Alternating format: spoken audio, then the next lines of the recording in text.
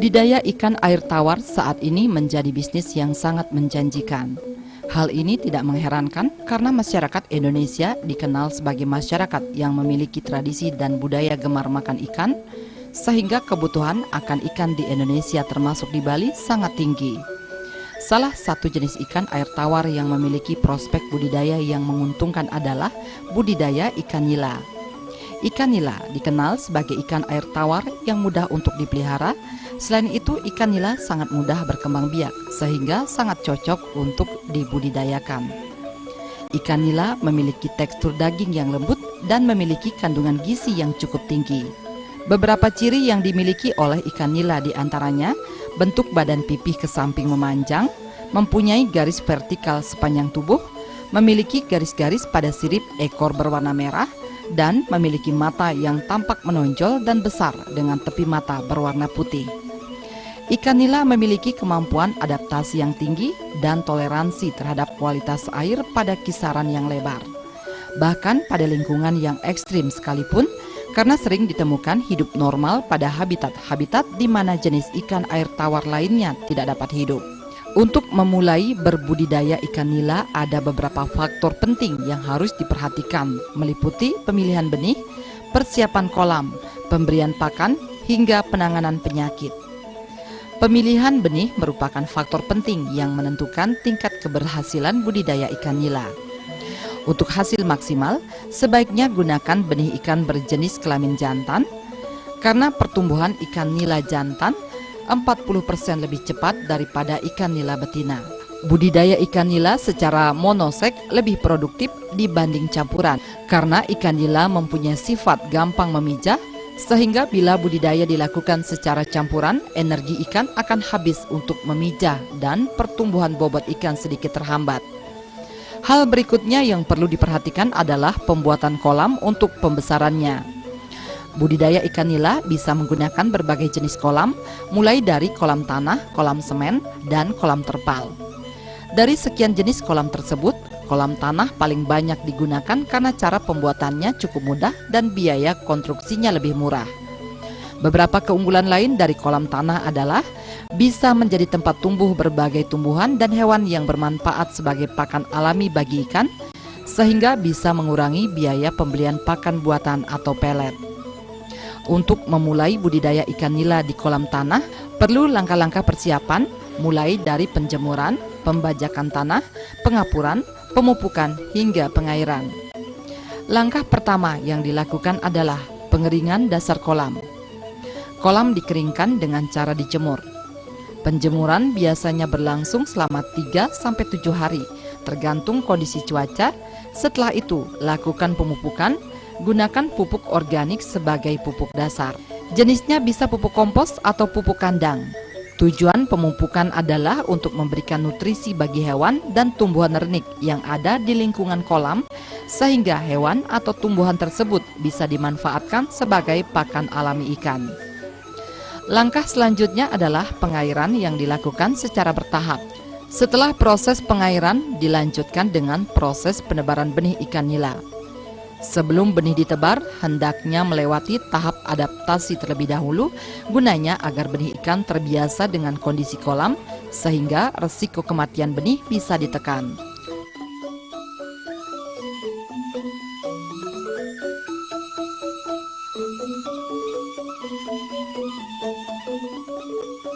Mulai memanen sampai umur 6 bulan, itulah kelebihan daripada kita memelihara ikan nila dengan ikan gurami.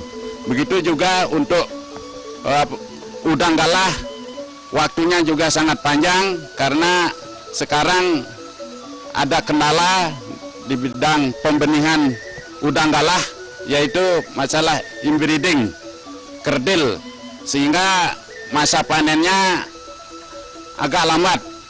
Selama ini pandangan di masyarakat ikan nila atau mujair nih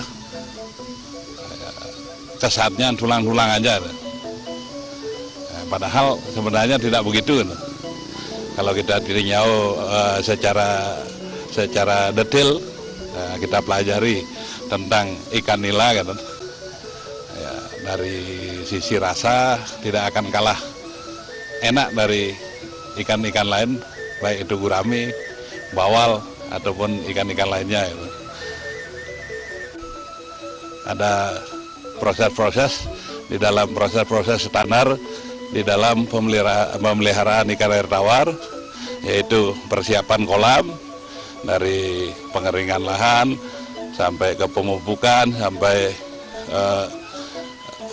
pengisian air, dan pemeliharaan sebelum tebar, sehingga ketersediaan plankton-plankton di dalam air itu sudah tercukupi. Itu prosedur standarnya. Jadi teknik khususnya ini terlebih pada pemilihan bibit itu. Pemilihan bibit seperti sekarang kita ketahui ada beberapa teknis yang bisa meningkatkan produksi kita, baik itu dari sisi kualitas maupun kuantitas itu. Salah satu teknis yang saat ini kita terapkan yaitu dengan memilih bibit nila yang sudah dimatikan hormon reproduksinya gitu. Jadi ada salah satu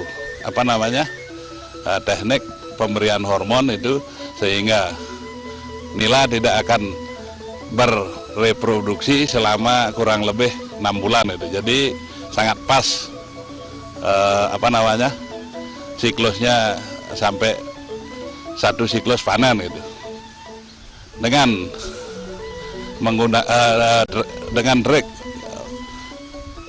pemilihan bibit yang populer namanya dengan nila monosek itu, jadi volume ikan itu tidak akan bertambah sampai 6 bulan ke depannya gitu. Dia tidak akan beranak pinak. Kalau selama ini ikan nila itu kan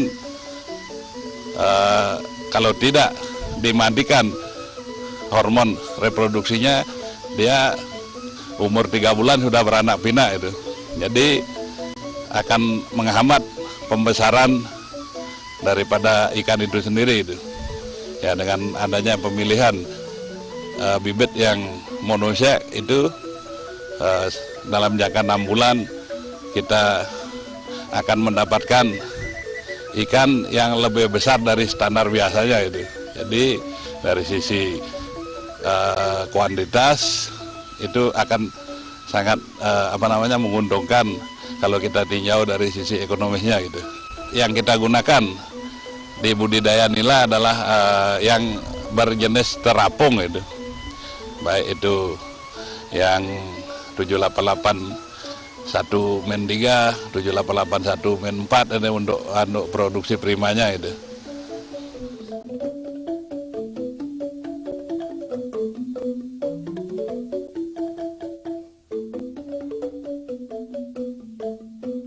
Setelah semua persiapan selesai dilakukan dan benih sudah ditebarkan ke dalam kolam, langkah selanjutnya adalah merawat ikan hingga usia panen. Beberapa hal yang paling penting dalam pemeliharaan dalam budidaya ikan nila adalah pengelolaan air, pemberian pakan, dan pengendalian hama penyakit.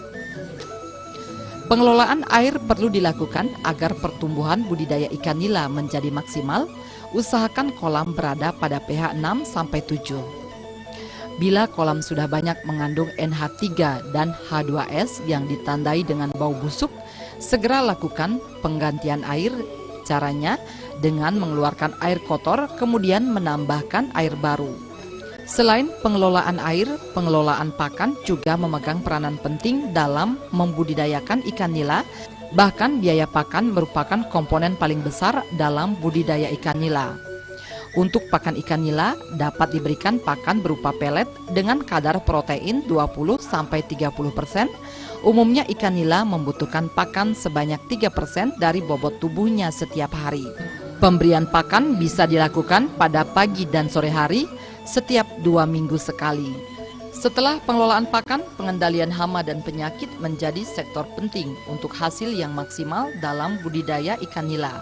Walaupun ikan nila merupakan ikan yang jarang terkena penyakit, namun bila budidaya ikan nila sudah dilakukan secara intensif dan massal, resiko serangan penyakit harus diwaspadai. Penyebaran penyakit ikan sangat cepat, khususnya untuk jenis penyakit infeksi yang menular. Media penularan biasanya melewati air. Setelah proses pembibitan pemeliharaan, hal yang paling ditunggu oleh pembudidaya ikan nila adalah pada saat pemanenan. Waktu yang diperlukan untuk pemanenan ikan nila mulai dari penebaran benih hingga panen mengacu pada kebutuhan pasar, di mana umumnya membutuhkan waktu antara 4 sampai 6 bulan. Secara umum, ukuran ikan nila untuk pasar domestik berkisar 300 sampai 500 gram per ekor.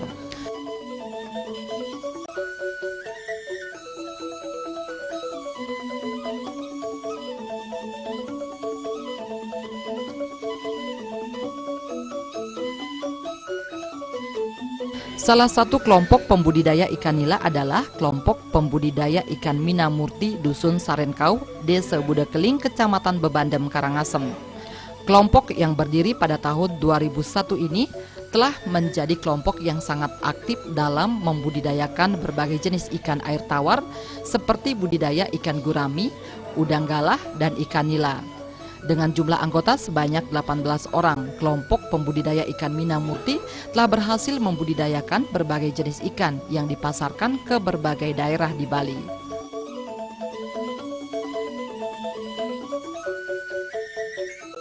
Harapan kami dari kelompok Minamurti, karena di sini sudah menekuni budidaya udang galah, untuk kedepannya yang paling cocok, yang paling pas dibudidayakan di kelompok kami adalah udang galah yang mempunyai prospek yang sangat tinggi, nilai ekonomisnya sangat tinggi.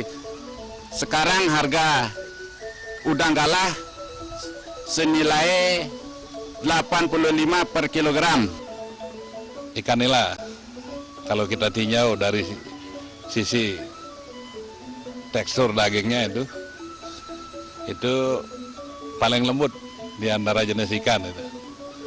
Ya, jadi di sini diperlukan teknik masak yang benar-benar pas biar daging itu tidak menyusut itu. Ya. Kenapa saya jelaskan seperti itu? Karena kalau ikan nila digoreng secara kering, itu penyusutan dagingnya itu akan sangat drastis. Nanti yang muncul kesannya tulang-tulang aja.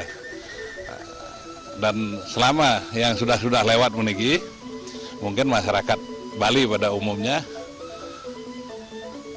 di dalam memasak ikan nila atau ikan mujair itu kebanyakan yang menggunakan proses goreng kering. Nah, itulah yang menyebabkan paradigma di masyarakat yang berkembang sampai saat sekarang ini bahwa ikan nila itu kesannya tulang-tulang aja itu. Itu sebenarnya itu kesannya tulang-tulang aja itu. Itu sebenarnya itu anggapan yang salah.